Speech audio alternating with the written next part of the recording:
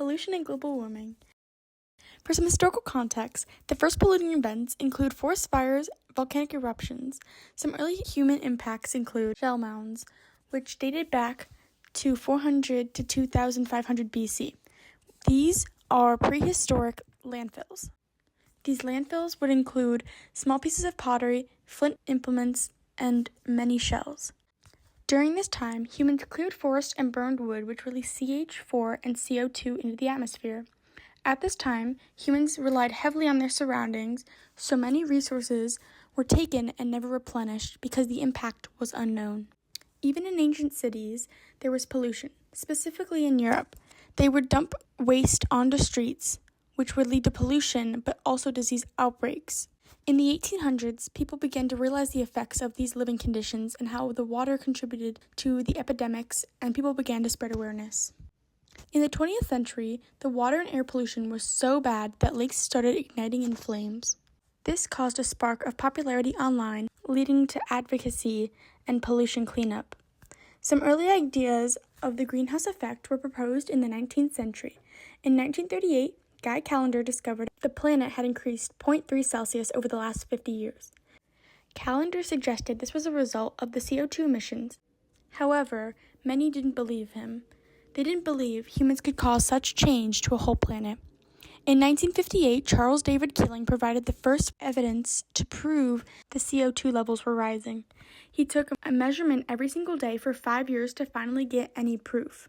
In 2004, a team of ice core scientists dug an ice core dating back to over 800,000 years, which is the oldest ice core removed. Inside, this discovered the concentration of CO2 was stable over the last 1,000 years up until the early 19th century, where it had rapidly begun increasing, and now the concentration is 50% higher than it was before the Industrial Revolution ever happened. Some short-term causes of pollution and global warming include industrial spills, vehicle exhaust, natural disasters, solar radiation fluctuations, and the ENSO cycle.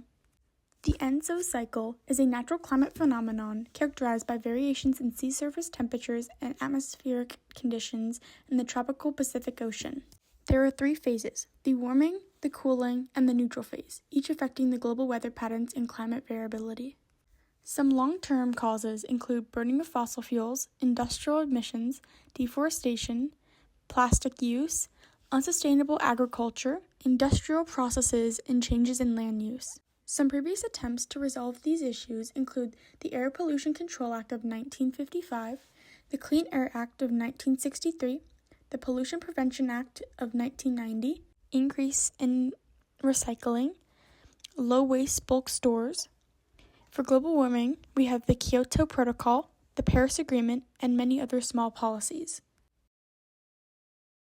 I'm wearing some. My phone case is plastic. I used to before I got my Owala. I love my Owala. My Owala's fire. But I used to bring a plastic water bottle into practice every single day. Oh, and plastic containers. Love those. Love those. Love those. Like, I totally would. But like, that would be like a really hard like lifestyle change. Like, certain things like I will do, like I got my Owala reusable water bottle. I love it. It's amazing. I love not using plastic. Reduce, reuse, recycle, guys. I go to the beach every summer and there's just like a bunch of garbage everywhere. It's nasty. Have you done anything to clean it up? Well, I mean, I clean it up for myself, but like, people need to do better as a whole. Like, as a society, we need to do better. You know, I'm thinking of getting another Owala. I definitely recommend getting a reusable water bottle. I love my reusable water bottle. It hurts the environment and it hurts me so much. Like, when I have a house, like, I'm not gonna do any like plastic containers. Like, I really like using glass containers more than plastic, and my family has gotten a lot more glass containers. And they last longer. There's more we could do for our part. But the inside straw is made of plastic, though. It is plastic. And the lid. And the lid. But it's more metal than plastic. Oh, also, I buy makeup that like is like my hair care. It's like 50% plastic. Like the outer tube is like the inner tube is like plastic, and then the outer tube is like paper, and it's like recyclable. So like that's me doing my part. And like I know a lot of brands do that. Like it's like paper on the outside. These like lip balms that are like Oh, paper? Probably not. I use plastic almost all the time. Whether it's a plastic water bottle, computers, lunch tables, almost everything is made out of plastic nowadays. Of course I would, but it's such a lifestyle change that I don't think I could ever stop using plastic entirely. But I think I can be better with my plastic usage because right now I'm so dependent on plastic. Like, I brought a plastic water bottle to school today. I am so dependent on plastic that it's a little bit of an issue, you know? It's a little bit of an issue for everybody because everybody uses plastic all the time. The school is filled with plastic. Filled with plastic. So I think I could definitely be better. Everywhere is polluted nowadays. I mean, you look up into the night sky, no stars. You can't see stars anywhere. Back in the olden days, you could see stars everywhere. But in New Jersey now, pollution. New York, pollution. Everywhere is polluted. So I think something needs to change, whether it's in the government or in your own home. Let's start now. I could stop using plastic water bottles, which would be a big change because I use like 3 to 4 plastic water bottles a day.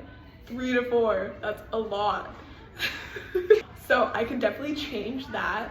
I think since we're so dependent on plastic, it's hard to change everything. Like, we use plastic computers, we use plastic everything.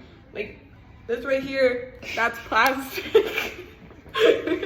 That's plastic. So, you know, it's hard to change everything, but I think starting with plastic water bottles would be a good idea. Tomorrow, I will start bringing a metal water bottle to school. I want to. I really want to because I care about the environment. But it is hard. I think I will stop using plastic water bottles, and that is my contribution right now. Right now. In the future, I hope to do better. The issue is, climate change is the biggest threat to humans and the planet. It causes air pollution, disease, extreme fluctuation in weather, and a decrease on mental health. Pollution is increasing due to rapid economic growth happening, as well as insufficient environmental management. Now, who is involved? The world. Everyone is involved. This long-term has and will continue to affect everyone, even if it's just a small change. Now, who really is impacted? Again, everybody. Everyone is impacted, but especially people with less money and are struggling more and are more likely to be affected by a change. Now, what are the contrasting views? Some people don't believe in global warming and climate change. They claim facts are uncertain and their values are in dispute. Some also just don't blame humans for climate change. 15% of people don't believe in climate change. What are the greatest impacts? Both pollution and global warming have overlapping impacts on the planet. Environmental warming, extreme weather, sea level rising, and dramatic change in the ozone levels. Let's start now!